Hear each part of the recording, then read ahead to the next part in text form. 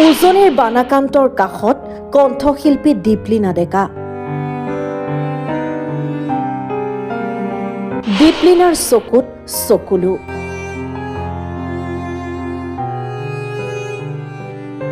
বানপীড়িতৰ দুখৰ সমভাগী হ'ল দীপলিনা। বান গ'ল পৰিল পলস। বানে সৰ্বশান্ত কৰা বানপীড়িতৰ শেষ হোৱা নাই দুখ। বানত সকলো হেৰুৱাই দিশহাৰা হৈ পৰা এগৰাকী দুৰ্ভগীয়া মহিলাই কণ্ঠশিল্পী দীপলিনা ডেকাৰ সন্মুখত হুক হুকাই কান্দি উঠিল। নিজৰ দুখৰ বোজা আৰু সহিব নোৱাৰি মহিলাগৰাকী ভাঙি পৰিল। সেই মুহূৰ্তত দীপলিনা ডেকাই অতি মৰমেৰে মহিলাগৰাকীক সাৱটি ধৰি আশ্বাস প্ৰদান কৰে। তেওঁৰ এই মানৱীয়তাই উপস্থিত সকলোৰে চকু সেমেকাই তোলে।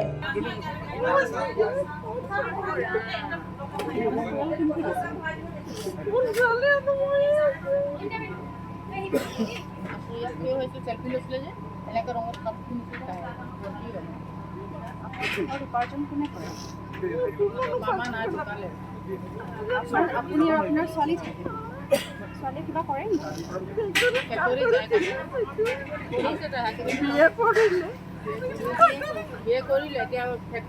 এতিয়া আপোনাৰ ঘৰখন আছে নাই নে? ঘৰখন আছে। আপোনাক কিহৰ প্ৰয়োজন হৈছে? হ'ব দিয়ক, মই আপোনাৰ কাৰণে বিচনা এখন ঠিক কৰি দিম দেই।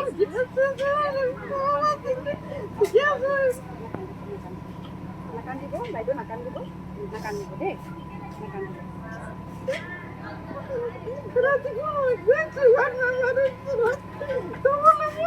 এগৰাকী শিল্পী হিচাপে মাথো গান গায়েই নহয়, বানপীড়িতৰ দুখত সমভাগী হৈ তেওঁ যি মমতা দেখুৱালে সেয়া সঁচাকৈয়ে প্ৰশংসনীয়। প্ৰথম কথা হ'ল যে মই যেনেকৈ কৈছোঁ যে যেতিয়া বানপানী হয় তাৰ পিছৰ কেইবাটাও পৰ্যায় থাকে। প্ৰথম পৰ্যায়ত আমি এইটো চাওঁ যে তেওঁলোকে খাবলৈ পাইছেনে নাই, পানী খাবলৈ পাইছেনে নাই, খাদ্য সামগ্ৰী পাইছেনে নাই। গতিকে সেই ৰাচন দিয়া পানী খোৱাৰ পৰ্যায়টো এতিয়া শেষ হৈ এতিয়া আমি নেক্সট ষ্টেজলৈ আহিছোঁ। আৰু নেক্সট ষ্টেজত তাৰমানে এতিয়া আমি সকলোৰে স্বাস্থ্য পৰীক্ষা কৰিব লাগিব।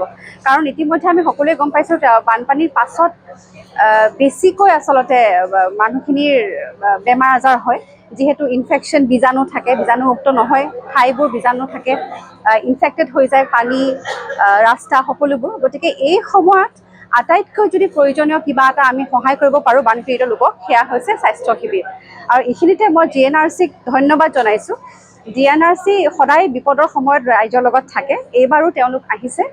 মোৰ বন্ধু স্বপ্নানীল তালুকদাৰ, তেওঁৰ আৰু গোটেই টীমটো আহিছে, GNRC পৰিয়াল আহিছে। তেওঁলোকে বিনামূলীয়া স্বাস্থ্য শিবিৰ ইয়াত পাতিছে। আজি আমি য'ত ঘৰ বনাই আছোঁ বামুণ পুখুৰী, তাৰে কাষতেই বামুণ পুখুৰী চাহ বাগিচা। গতিকে তেওঁলোকে আমাকো যোগাযোগ কৰিছে, আমিও তেওঁলোকৰ লগত যোগদান দিছোঁ। প্ৰায় এতিয়ালৈকে 300ৰো অধিক লোক ইয়াতে আহিছে। খুব ধুনীয়াকৈ সফল হৈছে বুলি মই ভাবোঁ, কাৰণ এতিয়াও ৰাইজ আহিয়ে আছে। প্ৰায় কিমান দলৰ ডক্টৰ্ছ আহিছে ইয়াত? 4জনীয়া ডক্টৰ্ছ, 4-5জন ডক্টৰ্ছ আহিছে আৰু কেইবাজনো ডাঙৰ ডাঙৰ মেডিকেল অফিচাৰ্ছ আহিছে। গতিকে ৰাইজৰ যথেষ্ট সহায় হৈছে। মই এইটোৱে ক'ম যে মই এইখন ঠাইত প্ৰায় 18 দিনতকৈ বেছি আহিছোঁ। গতিকে ইয়াৰে গোটেই মানুহখিনি মোৰ চিনাকি। তেওঁলোকে এতিয়া মোক দেখিলে আৱেগিক হয়, কাৰণ তেওঁলোকে মোৰ নিজৰ ছোৱালী বুলি ভাবে, আৰু সেইটো মই খুব গৌৰৱ কৰি কৈছোঁ। আৰু তেওঁলোকৰ বিপদৰ সময়ত থিয় হৈছোঁ। আমাৰ গোটেই পৰিয়াল, আমাৰ গোটেই টীমটো থিয় হৈছে। আৰু ইতিমধ্যে তেওঁলোক আৱেগিক হ'ল, কাৰণ তেওঁলোকে মোক দেখিলে অকণমান আৱেগিক হৈ যায়। কাৰণ তেওঁলোকৰ বহুত বিপদ হৈছে নহয়। এইবাৰ বানপানীত আমাৰ যি ক্ষতিগ্ৰস্ত কথা ক'ম, মানে কি হোৱা নাই, কি ক্ষতি হোৱা নাই, সেয়া মানুহৰ জীৱনৰ সপোন ভাঙি গৈছে, ঘৰ ভাঙি গৈছে, জীৱিকা গুচি গৈছে, জীৱ জন্তু মৰি গৈছে, কিতাপ পত্ৰবোৰ উটি গুচি গৈছে, চব ভাঙি গ'লতো। গতিকে মানুহৰ এটা দুখ, যিটো আমি গ্ৰীফ বুলি কওঁ ইংৰাজীত, সেইটো থাকিবই। আৰু যেতিয়া মানুহে কাৰোবাক নিজৰ নিচিনা মানুহক লগ পোৱা যায়, সাধাৰণতে আমাৰ স্বাভাৱিকভাৱে আমি অকণ আৱেগিক হৈ যাওঁ। সেইখিনি তেওঁলোকে আচলতে আৱেগিক হৈছিলে। তেওঁলোকে এইটোৱে কৈ আছে, যিখিনি তেওঁলোকৰ প্ৰয়োজনীয় সামগ্ৰী পোৱা নাই, সেই কথাখিনি কৈ আছিলে। আমি যিমান পাৰোঁ আমাৰ টীমটো দীপলিনা ডেকা ফাউণ্ডেশ্যনৰ লগতে আয়ান ফাউণ্ডেশ্যন আমি কাম কৰি আছোঁ। তেওঁলোকে আমাক সেই কথাখিনি ক'বলৈ আহিছিলে। নাজিৰাৰ পৰা হাফিজ আলীৰ ৰিপৰ্ট, পিপলছ TV।